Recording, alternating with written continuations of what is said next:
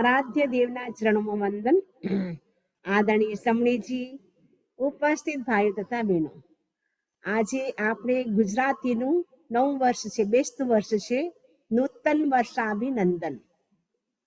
આજે ગુજરાતી માણસ છે એના દરેકના મનમાં ખૂબ જ આનંદ છે, ઉત્સાહ છે, ઉમંગ છે, કેમ કે આજે નવું વર્ષ છે.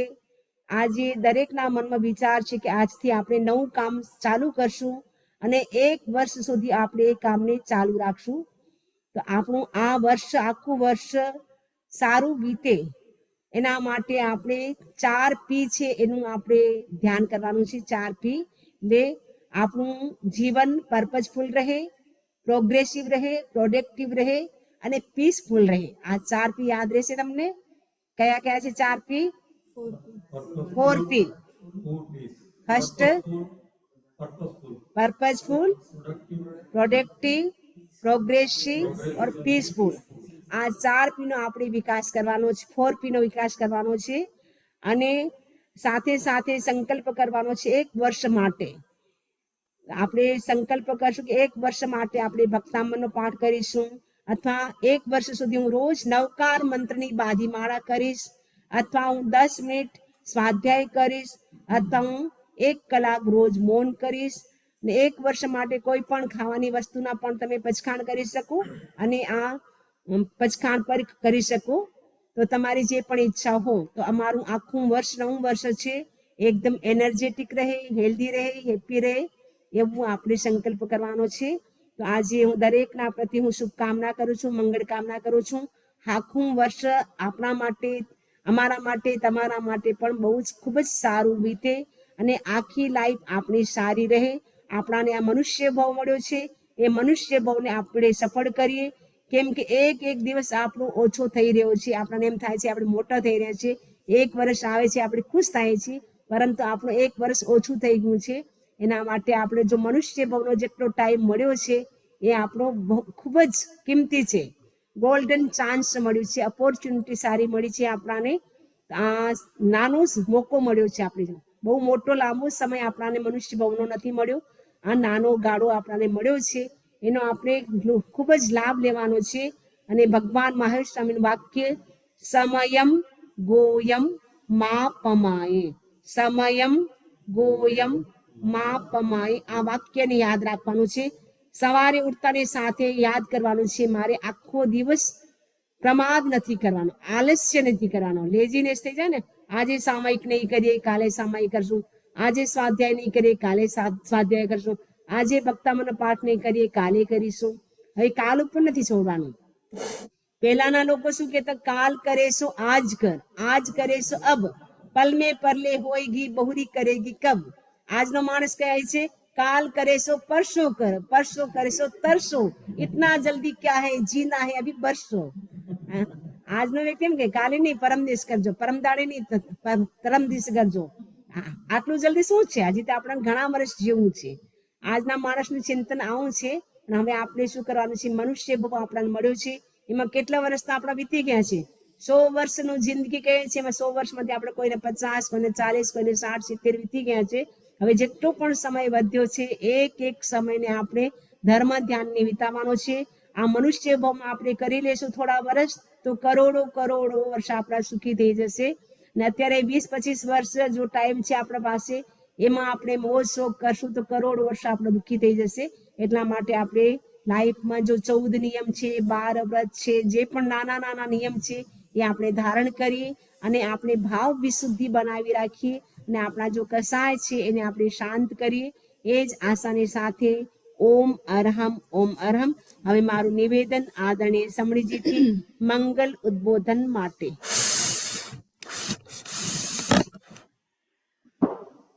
आज नया वर्ष प्रारंभ हो गया है. ये गुजरात का एक तरह से नया वर्ष है.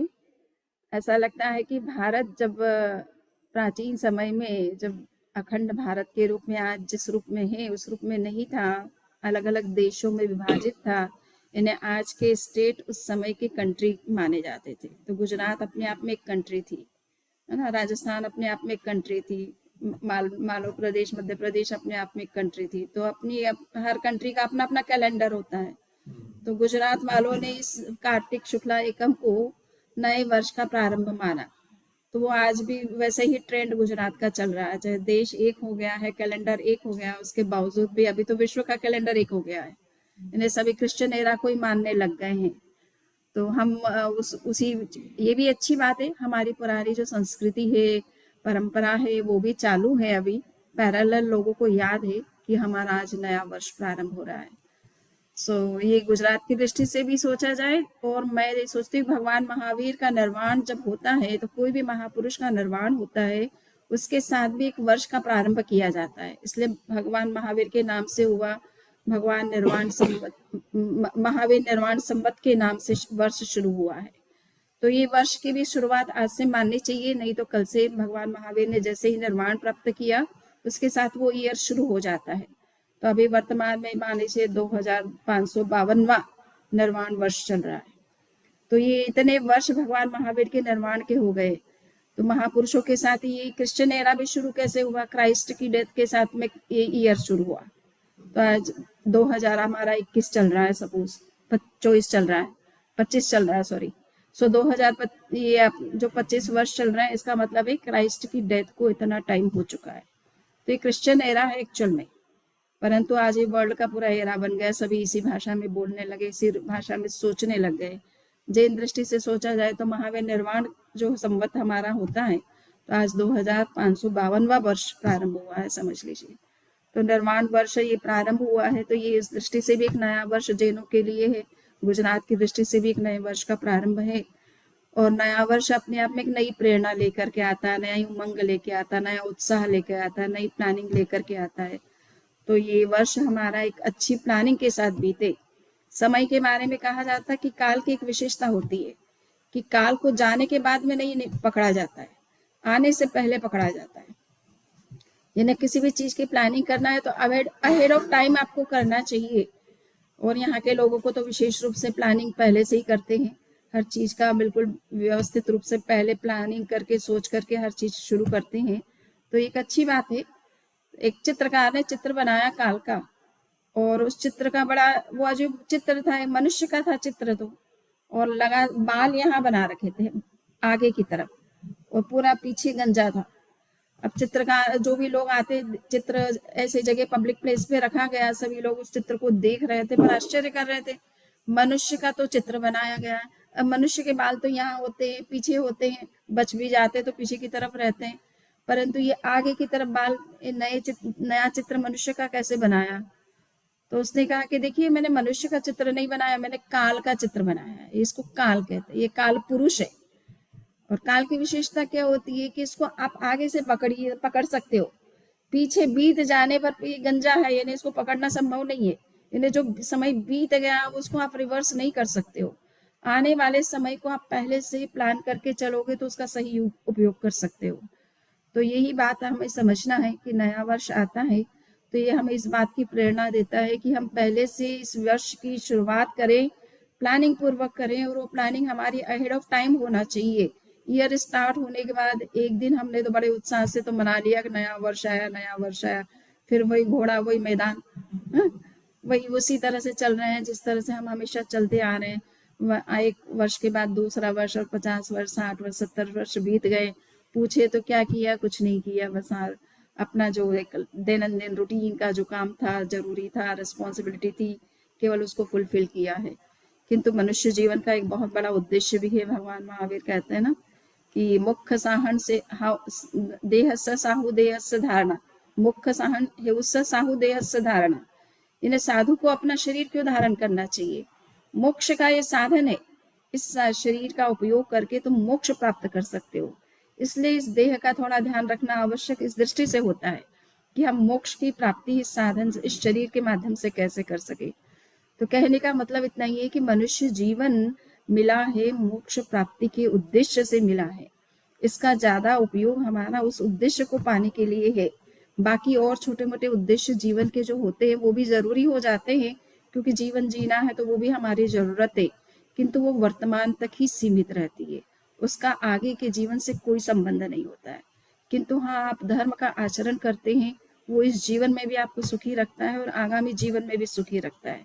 इसलिए धर्म का आचरण करना बहुत आवश्यक होता है। तो जीवन में ये हमें समझना है कि समय हमारा, ये मनुष्य जीवन, ये भी एक प्रकार का पीरियड है हमारे लिए, एक टाइम है। इस टाइम का हम सही कैसे उपयोग कर सके और उसका अधिक से अधिक बेनिफिट कैसे ले सके, इसके बारे में हमेशा हमें हर वर्ष ही प्लानिंग करनी चाहिए कि इस वर्ष मुझे कितना स्वाध्याय करना है, कितना ध्यान करना है, कितना जप करना है, कितना प्रवचन श्रवण में बराबर नियमित रूप से प्रवचन श्रवण करना है, अन्य चीजों की साधना में कैसे आगे बढ़ना है, व्रत और नियमों में कैसे आगे बढ़ना है। तो ये संकल्प भी हमारे निरंतर पुष्ट होते रहने चाहिए और हर वर्ष इसमें भी कुछ नया विकास होते रहना चाहिए। ये नहीं कि हम जो कर रहे हैं वही कर रहे हैं और नहीं हो रहा तो ठीक है, हो रहा है तो ठीक है, तो ऐसा भी हमारा नहीं होना चाहिए। तो भगवान महावीर ने ये आपका मैंने कहा था 10वें कालिक सूत्र है, इसके 5वें अध्याय ने 5th चैप्टर के 2nd पार्ट के अंदर एक बहुत बड़ी बात कही है। उन्होंने कहा, कालेन निक्खमे भिक्खु कालेन य पडिक्कमे अकालम च विवज्जिता काले कालम समायरे। यानी हर समय का, हर काम का अपना एक समय होता है। ऐसे ही आपके जीवन के उद्देश्य भी पाने का अपना एक समय होता है। तो उस समय में अगर आप सही समय पर सही काम नहीं करते हैं तो बाद में, काल बीत जाने के बाद में हमारे हाथ में केवल पश्चाताप रह जाता है। तो हम ये सोचते रह जाते हैं कि जो करना था वो नहीं कर पाए, जो करना अचीव करना था वो नहीं कर पाए। तो ये पश्चाताप हमारे हाथ में नहीं रहना चाहिए। ये नया वर्ष हमें प्रेरणा देता है कि हम सही समय का सही मूल्यांकन करें, सही उपयोग करें, प्रॉपर प्लानिंग के साथ समय का सदुपयोग करें और जीवन के जो भी हमारे लक्ष्य है, वर्तमान जीवन से जुड़े हुए हों चाहे हमारे भविष्य और भावी जीवन से जुड़े हुए हों, उन सभी लक्ष्यों की पूरी तरह से योजना करके उन लक्ष्यों को पाने के लिए भी हमारा निरंतर पुरुषार्थ होते रहना चाहिए।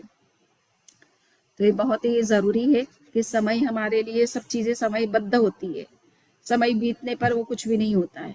इसलिए काल का अपना महत्व है। 5 समवाय माने गए हैं, काल, स्वभाव, कर्म, पुरुषार्थ और नियति। कोई भी घटना होती है, कोई भी कार्य होता है, उसमें ये 5 फैक्टर्स एक साथ काम करते हैं। समय भी अपने रूप में काम करता है, इसी तरह से स्वभाव भी काम करता है, कर्म भी काम करता है, नियति भी काम करती है और पुरुषार्थ भी काम करता है। ये नहीं कि आप ये सोचो कि नहीं सब कुछ समय के साथ अपने आप होगा, नहीं, आपके पुरुषार्थ किए बिना कुछ नहीं होगा, है ना। तो जहाँ पुरुषार्थ की जरूरत है वहाँ पुरुषार्थ भी करना आवश्यक है। हमें ऐसे ही मोक्ष मिल जाएगा, हम अपने आप परित्य संसारी बन जाएंगे, ऐसा नहीं है। उसके लिए भी आपको पुरुषार्थ करना पड़ता है। तो इसलिए हर चीज में पुरुषार्थ की भी आवश्यकता होती है। समय का अपना इम्पोर्टेंस भी होता है कि किस समय आपको करना चाहिए, किस समय नहीं करना चाहिए। हम ये सोचे कि हम रिटायर्ड हो जाएंगे, सारा हमारा परिवार का जो रिस्पॉन्सिबिलिटी है पूरी हो जाएगी, तब हम करेंगे। तो कब होगी आपकी पूरी? बच्चे बड़े हो जाते हैं, वो जॉब में लग जाते हैं, फिर उनके जब बच्चे हो जाते हैं उनकी रिस्पॉन्सिबिलिटी आपके ऊपर आ जाती है, क्योंकि वो अपने जॉब में बिजी है, तो आप उनकी केयर करो थोड़ा सा।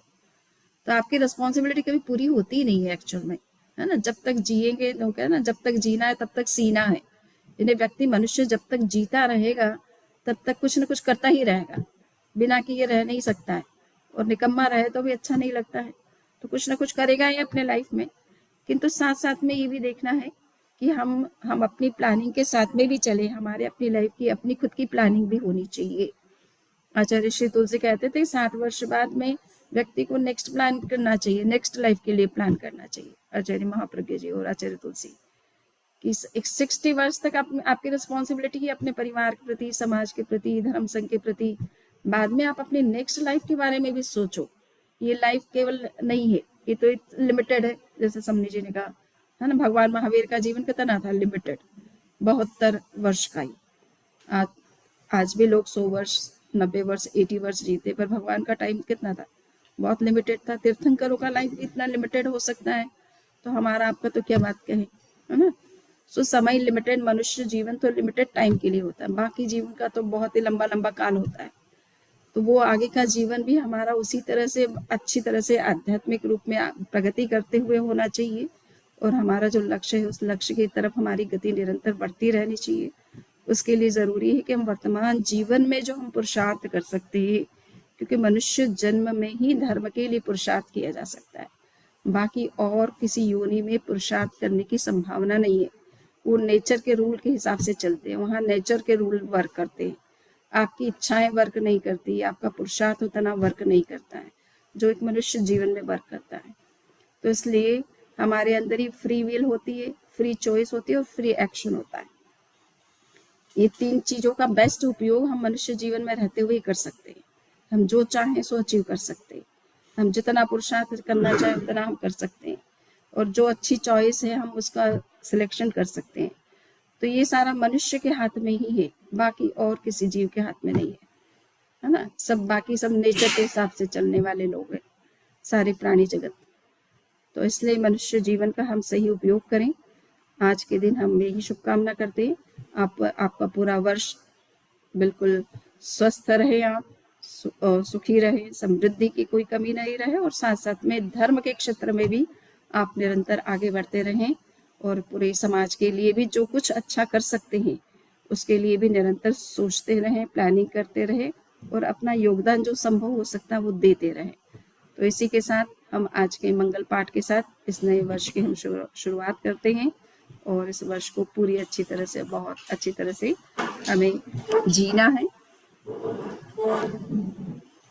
नमो अरहंतानम, नमो सिद्धानम, नमो आयर्याणम, नमो उवज्झायानम, नमो लोये सब्बसाहुणम, एसो पंचनमुक्कारो सब्बपावपणासनो,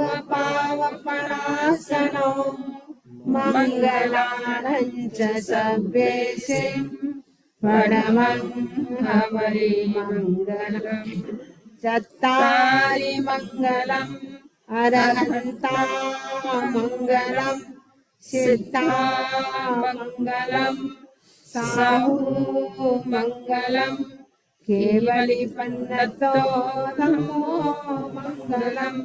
चत्तारि लोकुत्तमा अरहन्ता लोकुत्तमा, सिद्धा लोकुत्तमा, साहू लोकुत्तमा, केवलिपन्नतो ब्रह्मो लोकुत्तमो। चत्तारि शरणं पवज्जामि, अरहन्ते शरणं पवज्जामि, सिद्धे शरणं पवज्जामि, साहू शरणं पवज्जामि, केवलिपन्नतं धम्मं शरणं पवज्जामि। धम्मो मंगलमुख्यर्थम्, अहिंसा संयमो तमो, देवावितं नमंसन्ते यस्य धम्मे संयमो।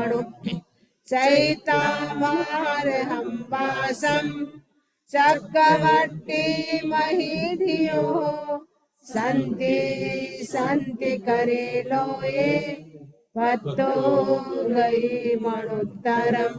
देवदानव गन्धर्वा जग्गरक्षस किन्नरा, बम्बयारिं नमंसन्ति दुःखरं जे करेन्ति तम्।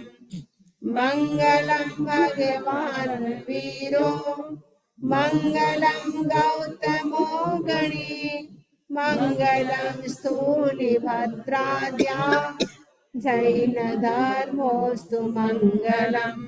मंगलं मतिमान् भिक्षु, मंगलं मानमन्नक, मंगलं प्राय चन्द्राद्या, मंगलं तुलसी गुरु, महाप्रज्ञोऽस्तु मंगलम्। महाश्रमणोऽस्तु मंगलम्। विघ्नहरण मंगलकरण स्वामिभिक्षुनो नमः। गुणोलक सुमिरन किया, सरे अचिंत्या काम। विघ्नहरण मंगलकरण स्वामिभिक्षुनो नमः। गुणोलक सुमिरन किया, श्रेयश्चिन्त्याकां विघ्नहरण मङ्गलकरण स्वामवीक्षुणो नाम गुणिलोलक सुमिरन किया शरीर चिंत्या का अंगूठे अमृत से लभिता भंडार श्री गुरु गौतम समरिये मन वांछित फलदाता भावे भावन भाविये भावे दीजे दान भावे धर्म आराधिए भावे केवल ज्ञान भावे पद निर्माण। 1 वर्ष के लिए संकल्प करना है आज के लिए। 1 वर्ष के लिए संकल्प करेंगे, मन में अपना अपना संकल्प कर ले। वैसे हम कहेंगे कि नौकार मंत्र की एक पूरी बाधी माला यानी परमम हवै मंगलम तक की एक माला फेरने का संकल्प करें। कहा जाता है कि अगर 5 नौकार पूरी बाधा माला 5 अगर रोज फेर लेते हैं, 5 साल में आपका 9 लाख का जप पूरा होता है। और एक बार 9 लाख का जप पूरा हो गया तो जीव तिर्यंच गति में और नरक गति में नहीं जाता है। तो ये तो छोटा सा संकल्प है कि एक माला रोज फेरेंगे तो 25 साल में पूरा होगा और 5 फेरेंगे तो 5 साल में पूरा हो जाएगा। तो जिनके पास समय है 1 घंटे का एटलीस्ट नौकार मंत्र का जप करने का तो 5 माला फेर सकते हैं। अन्यथा 1 माला तो हम जैन हैं इसलिए हमको रोज फेरना ही चाहिए मूल में भी। तो 1 माधी माला फेरने का संकल्प आज करें, लक्ष्य बनाए कि हम 25 साल नहीं लगाएंगे, हम 5 साल में पूरा करेंगे 9 लाख का जप। तो नरक गति और तिर्यंच गति से जीव बच जाता है, इतने कर्म का क्षय हो जाता है। ठीक है ना। तो ये संकल्प छोटा सा संकल्प जरूर करें। इसके अलावा भी जो भी आपके मन में संकल्प है वो आप करें। तो धारणा प्रमाणे 1 करण 1 योग से 1 साल के लिए त्याग है। ठीक है, चलिए तो बहुत ही अच्छा, सभी ने बहुत अच्छा लाभ लिया है। 4 दिन से जब भी चल रहा था महावीर निर्माण का और दीपावली का जब, तो सभी ने अच्छे से भाग लिया है। सबको बहुत बहुत साधुवाद है। चलिए